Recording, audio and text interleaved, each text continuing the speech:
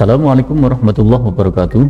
Dalam seri video pembelajaran kali ini, kita akan mempelajari tentang segala hal yang berhubungan dengan database relasional, mulai dari konsep dasarnya sampai dengan penerapan database untuk menyelesaikan studi kasus yang ada di sekitar kita. Untuk video pertama dalam seri pembelajaran kali ini, kita akan membahas tentang konsep dasar dari database. Sebelum kita mempelajari lebih lanjut tentang database, ada baiknya kita pahami dulu apa sih sebenarnya yang disebut dengan database ini. Kalau kita analogikan, database ini adalah sebuah objek yang memiliki kemiripan dengan sebuah lemari arsip. Tentunya kita semua sudah mengetahui apa fungsi dari lemari arsip ini.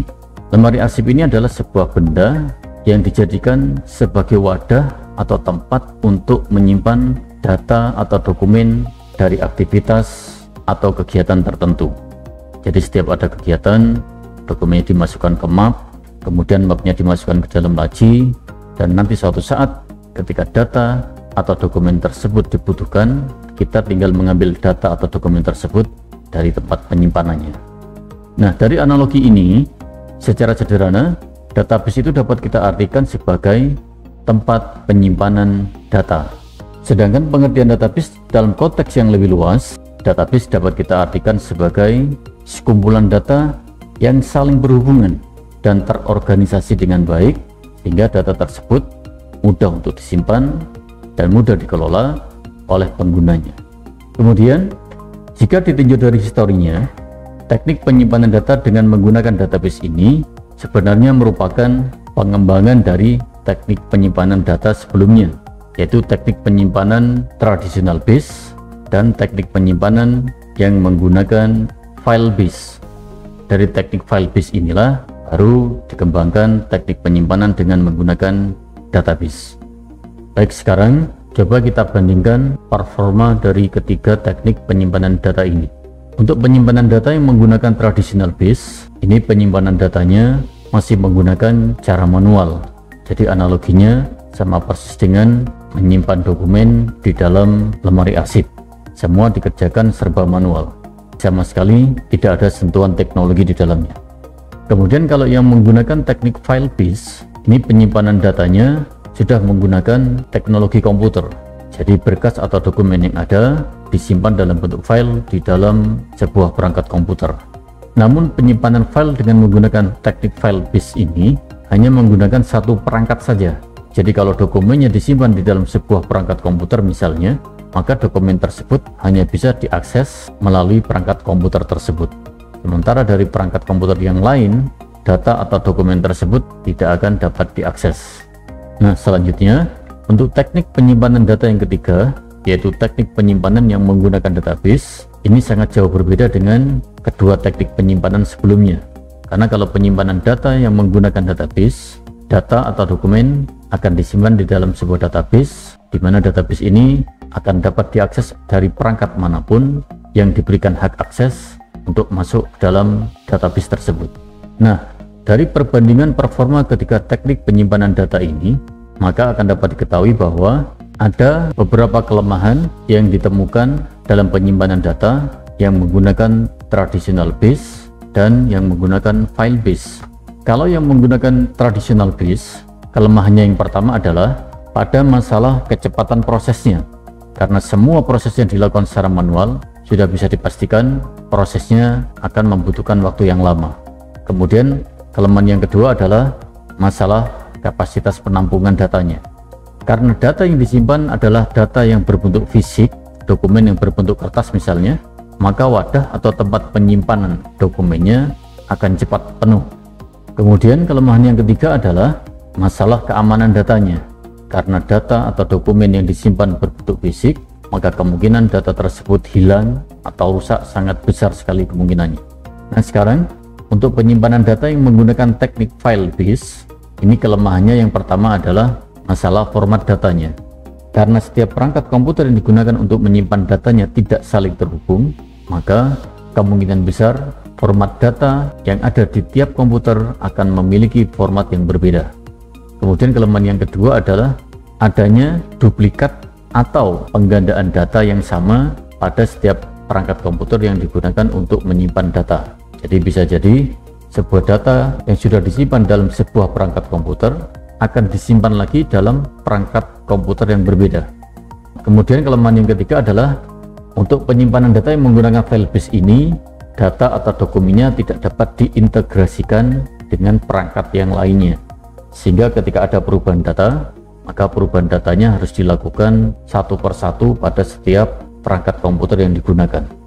Nah, setelah ditemukannya beberapa kelemahan dari teknik penyimpanan data yang menggunakan traditional base maupun yang menggunakan file base, maka diciptakanlah sebuah teknik penyimpanan data yang baru, yaitu penyimpanan data dengan menggunakan database, di mana tujuan dari diciptakannya penyimpanan data dengan menggunakan database ini adalah agar proses penyimpanan data menjadi lebih cepat, kapasitas data yang disimpan dapat lebih besar, keamanan data dapat lebih terjamin, kemudian format datanya dapat diseragamkan, permasalahan data ganda dapat diminimalisir, dan data yang tersimpan dapat diintegrasikan dengan beberapa perangkat atau media yang berbeda.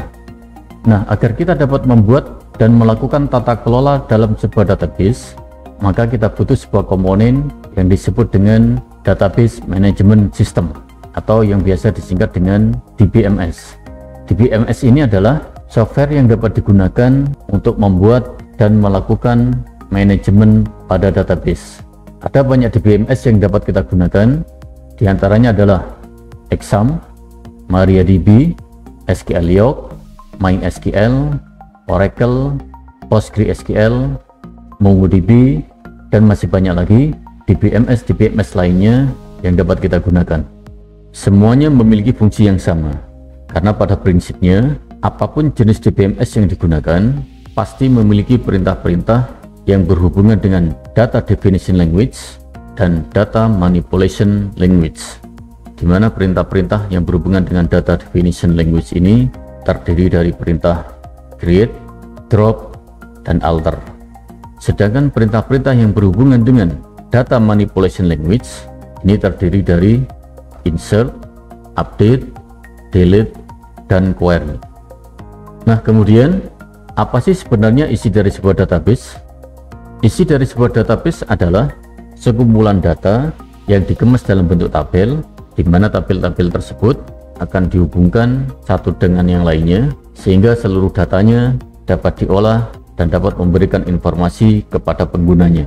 Sebagai contoh misalnya, database kuliah, maka pasti isi dari database ini adalah tabel-tabel yang memuat data tentang perkuliahan, seperti data dosen, data mahasiswa, data mata kuliah, data lab yang digunakan untuk perkuliahan, atau data-data lainnya, di mana semua tabel-tabel ini akan dihubungkan satu dengan yang lainnya, sehingga seluruh data tabel ini akan dapat diolah dan digunakan untuk mendapatkan informasi-informasi yang berhubungan dengan aktivitas perkuliahan.